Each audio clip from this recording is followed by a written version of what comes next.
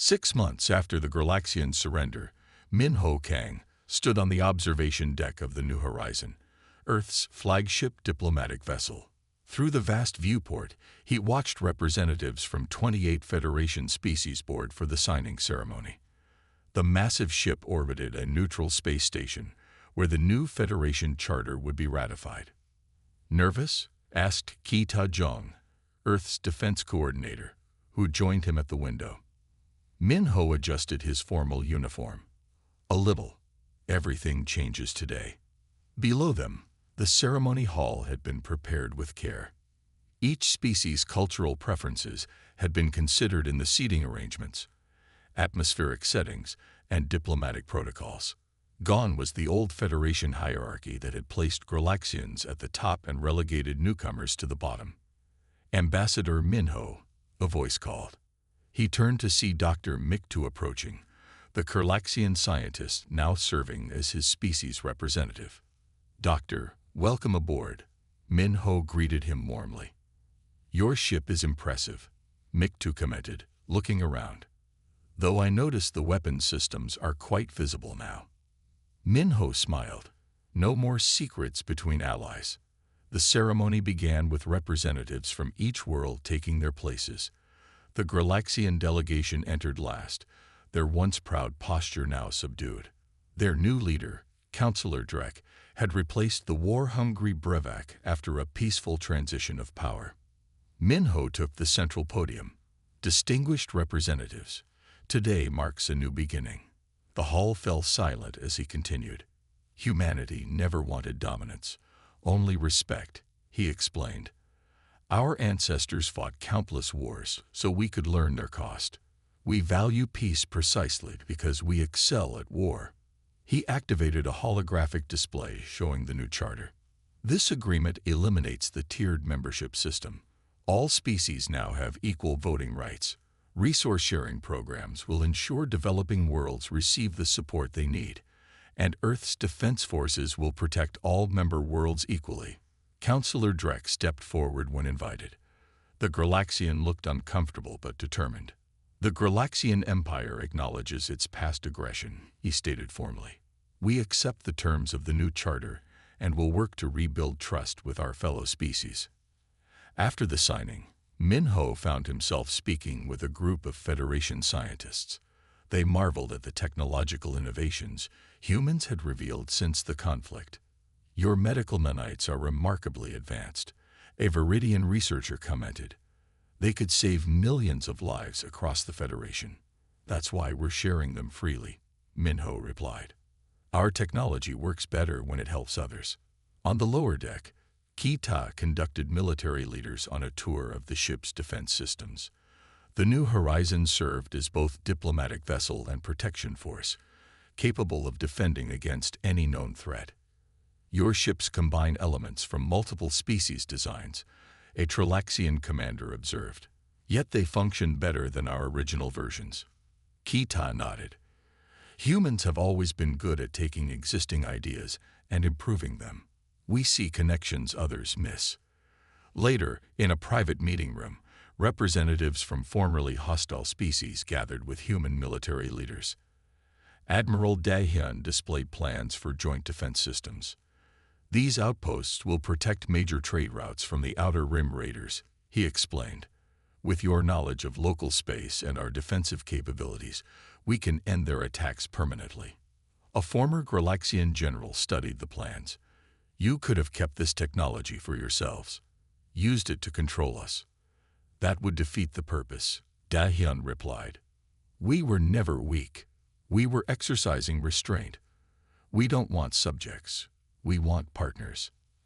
As the day's events concluded, Min-Ho stood with Ki-Ta on the bridge, watching the assembled diplomatic ships prepare to depart. "Impossible." Councillor Ziv gasped as the holographic feeds showed the Galaxian armada falling to Earth's fleet. The emergency council session had been called as reports flooded in from across Federation space. Representatives from 32 species watched in stunned silence as the military might of the Galaxians, the Federation's strongest species, crumbled in a matter of hours. How did they hide such power? A Viridian representative whispered.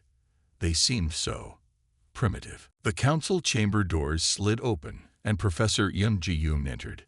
The human scientist walked calmly to the center platform, her simple gray uniform bearing no military insignia or rank.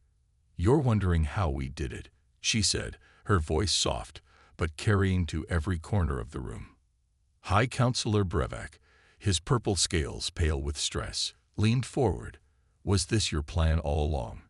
Infiltrate the Federation with deception, then attack?" Yunji shook her head. "No. We genuinely hoped for peaceful cooperation. The attack on our outpost forced our hand." She activated the chamber's display system, showing images of Earth's history. "You misunderstood us from the beginning. Humans aren't docile. We're patient. Our history isn't just war. It's mastering the art of strategic deception." The images showed ancient battles where smaller forces defeated larger ones through clever tactics. Sun Tzu, one of our greatest military philosophers, taught us that all warfare is based on deception over 2,000 years ago. Counselor Mikta stepped forward. "I warned this council. I saw the patterns." "Yes," Yunji acknowledged. "You were more observant than most. That's why we invited you to Earth." "The technology," another counselor interrupted. "How did you advance so quickly?" Yunji's expression remained neutral. "We didn't. We already had much of it before first contact." Gasps echoed through the chamber. "Not as refined, perhaps, but the basics. We'd been preparing for extraterrestrial contact for centuries." She displayed images of human science fiction alongside actual Federation technology. "We imagined most of your devices long ago. When we saw the real versions, we simply improved upon what we already understood." Federation analysts rushed into the chamber, passing data tablets to their representatives. A senior intelligence officer addressed the council.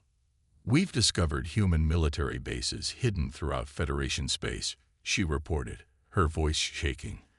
"Those cultural centers they built. Concealed defense platforms. They're trading outposts. Forward operating bases with disguised weapon systems.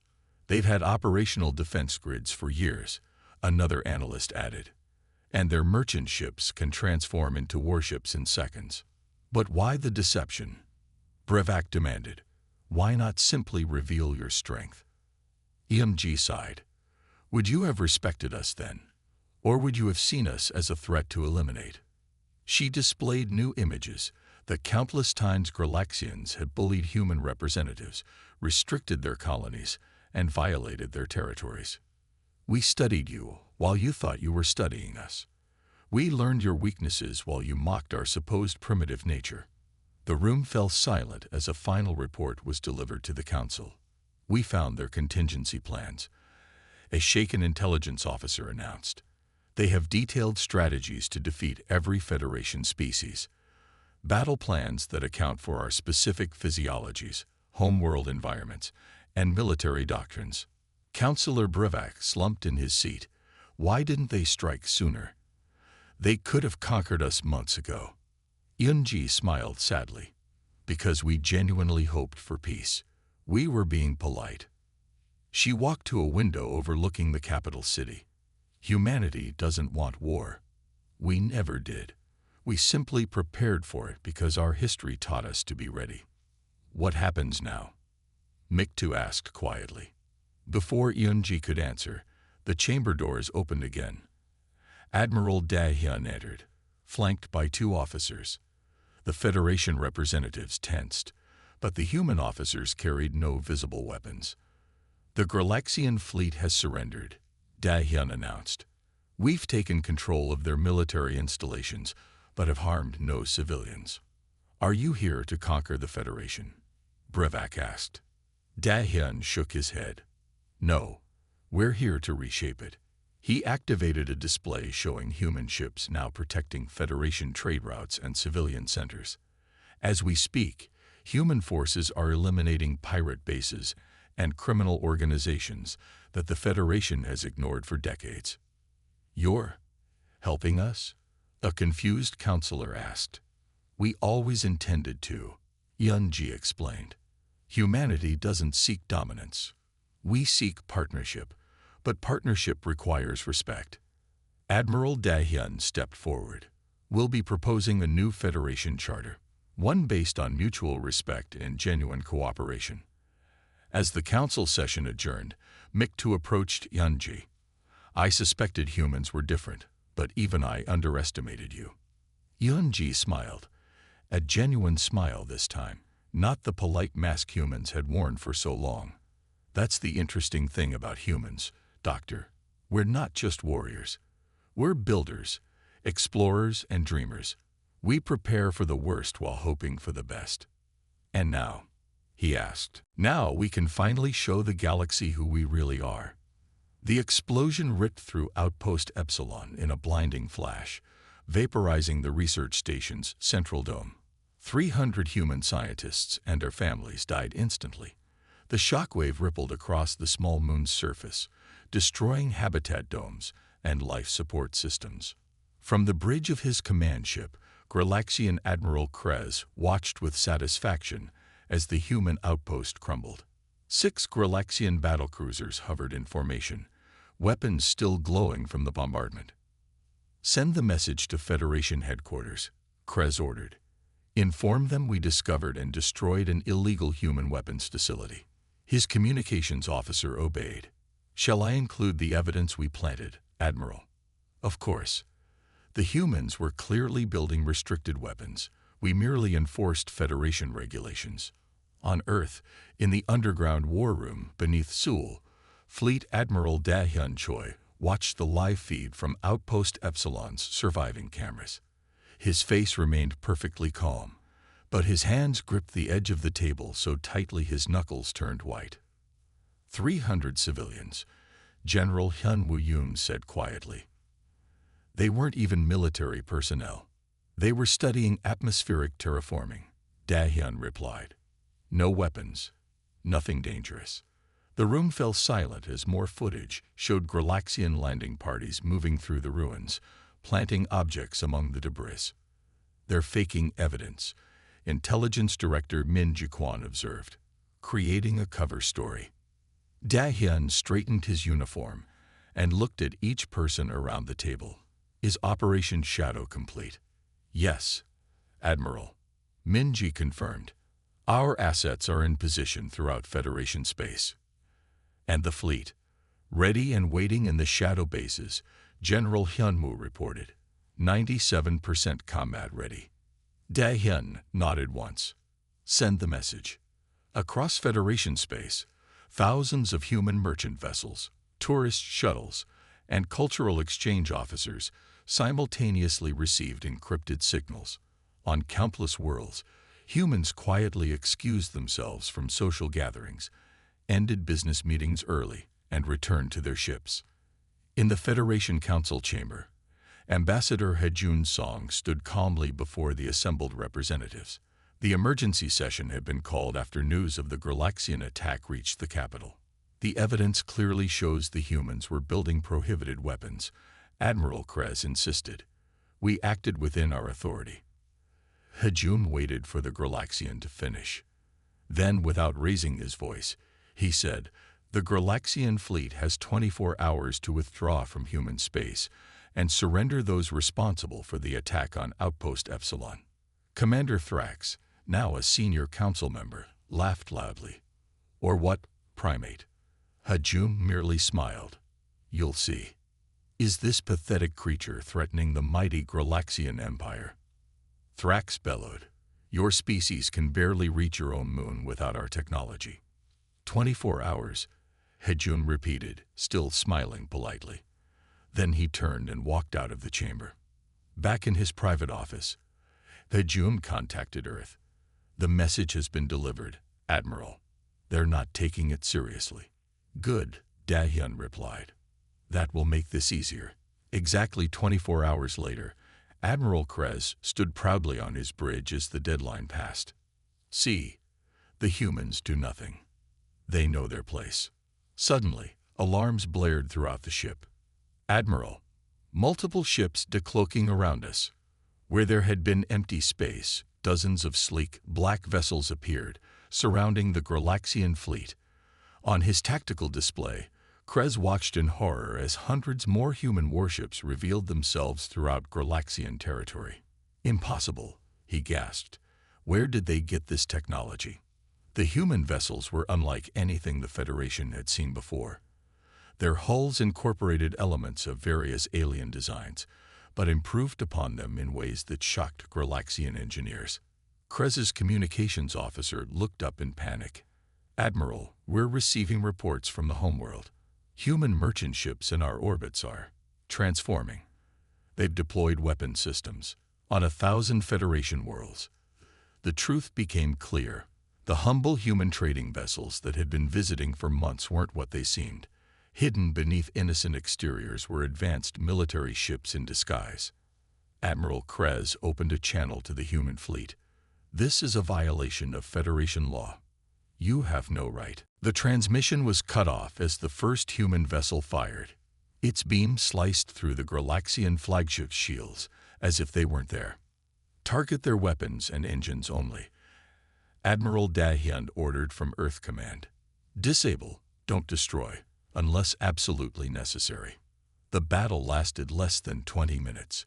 The Galaxian fleet, once considered the most powerful in the Federation, found itself completely outmatched by human technology they hadn't known existed.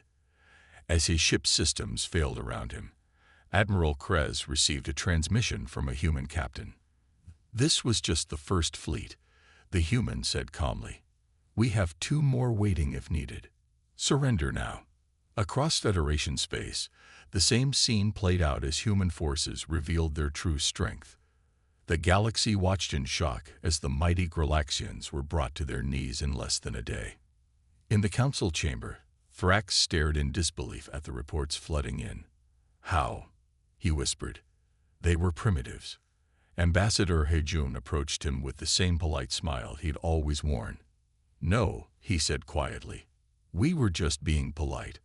6 months after first contact, Dr. Miktu paced nervously in his lab aboard the Federation science vessel orbiting Earth. The small Galaxian scientist had spent weeks analyzing human behavior patterns, and what he found disturbed him deeply.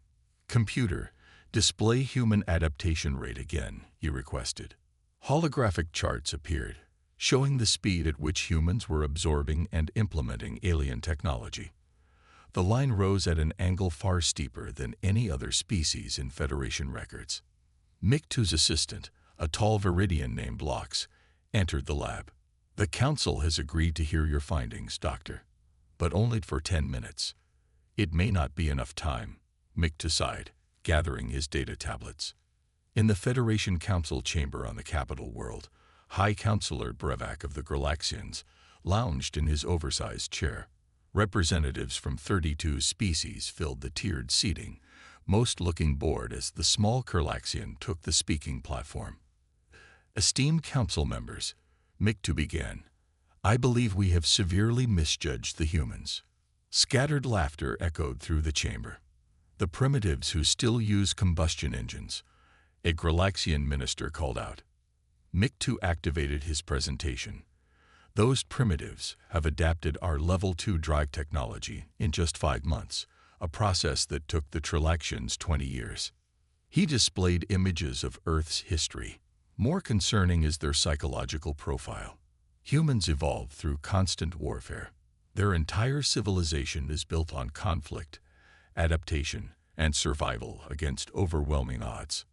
Another image appeared: ancient human warriors, modern soldiers, and finally, the smiling Earth ambassadors. "Notice the pattern," Miktu continued urgently. "Throughout their history, humans smile before they strike. Their diplomacy masks their true intentions. I believe their current politeness is strategic, not submissive." High Counselor Brevak waved a dismissive tentacle. "Their technology remains primitive. Their ships are fragile. Their weapons ineffective. Their resourcefulness is unprecedented," Miktu insisted.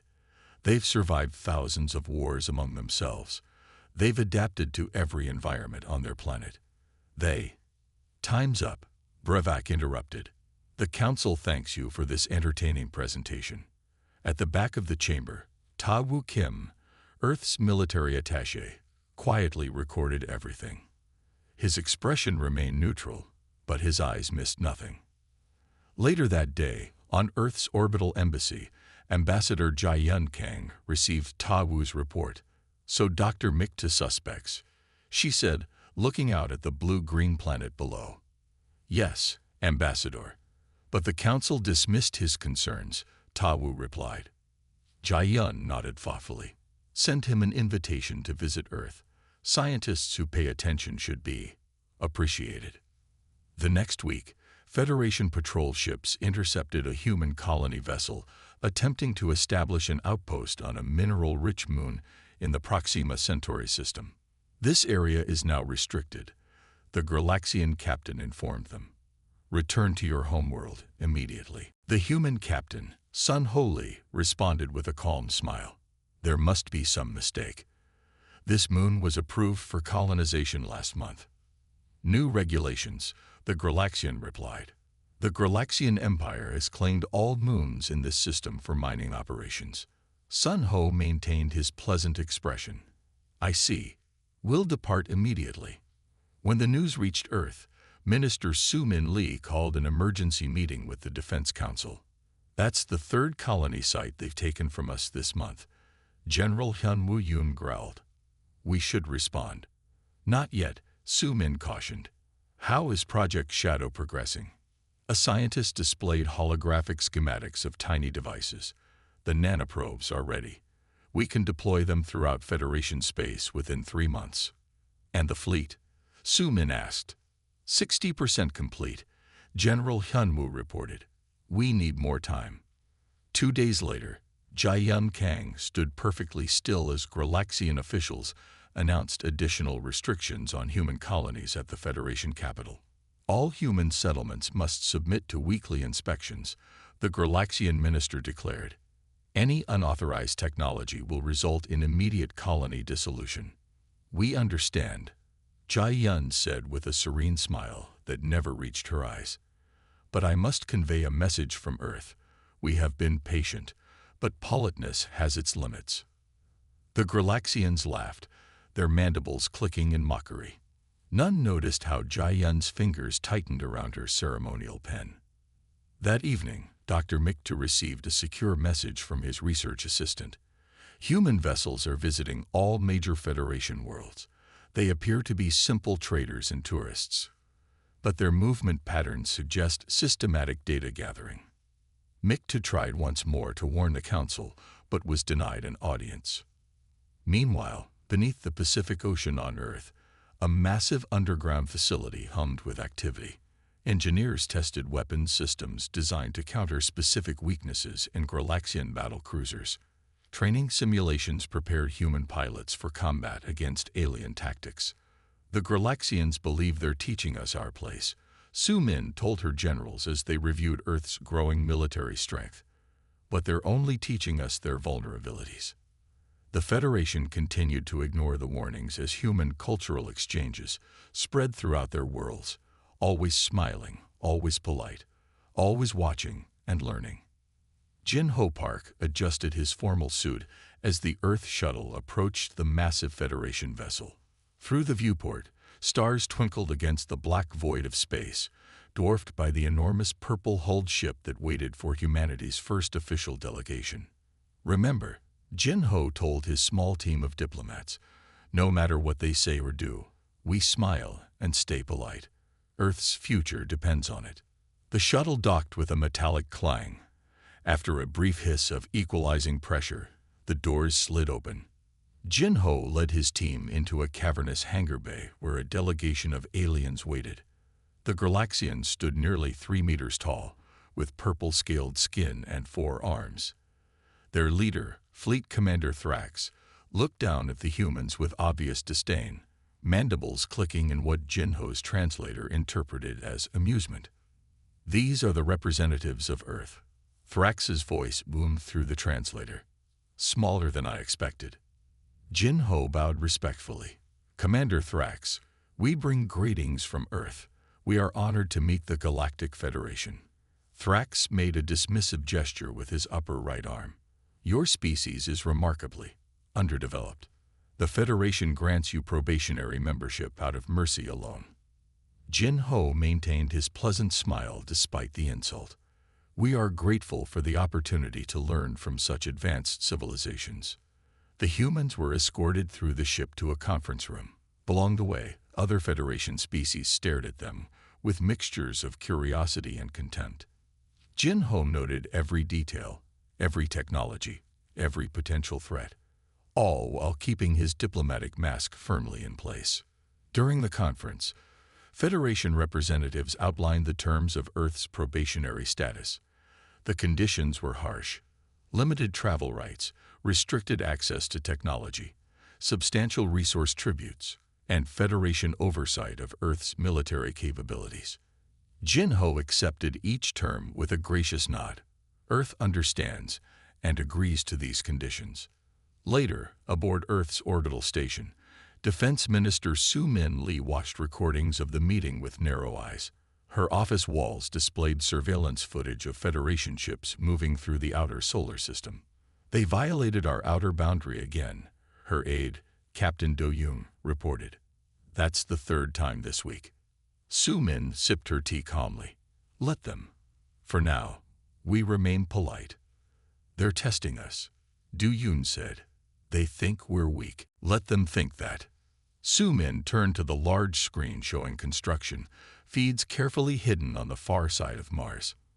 Massive shipyards were taking shape, and prototype vessels using reverse-engineered alien technology were already in testing phases. How long before the first fleet is ready? She asked. 2 years at current pace, Do Yoon replied. Faster if we get more Federation tech to study.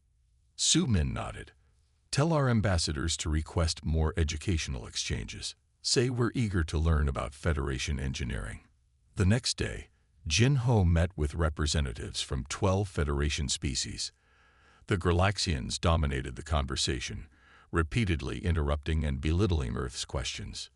Your primitive understanding amuses us, Thrax said when Jin Ho inquired about their faster-than-light drive systems. Perhaps in a few centuries, you'll grasp the basics. Jin Ho smiled and bowed. We are patient learners. A smaller alien, a Galaxian scientist named Dr. Miktu, watched the exchange with interest. After the meeting, he approached Jin Ho privately. Your people handle insults with unusual grace, Miktu said. Most new species react with anger or shame. Jin Ho's smile remained perfectly in place. Earth has many cultures with different virtues. Patience is one we value highly. I've studied your planet's transmissions, Miktu continued. Your history suggests otherwise. For just a moment, Jin Ho's smile faltered. Then he laughed lightly. History teaches valuable lessons. That's why we now prefer patience and diplomacy. That night, Jin Ho sent an encrypted message back to Earth. They're underestimating us. Continue the plan. 6 months passed. Federation ships regularly entered Earth's solar system without permission. Trade agreements heavily favored alien merchants. Humans traveling to Federation worlds faced discrimination and restrictions. Through it all, Earth's representatives maintained their polite, accommodating demeanor. They never complained. They never threatened. They simply smiled, bowed, and continued learning everything they could about Federation technology, military capabilities, and political structures. Behind Mars, out of sight of Federation observers, Earth's first battleships took shape. Built with knowledge gleaned from careful observation and quiet study, they incorporated design elements from a dozen alien civilizations, improved upon by engineers who had spent their lives preparing for this moment.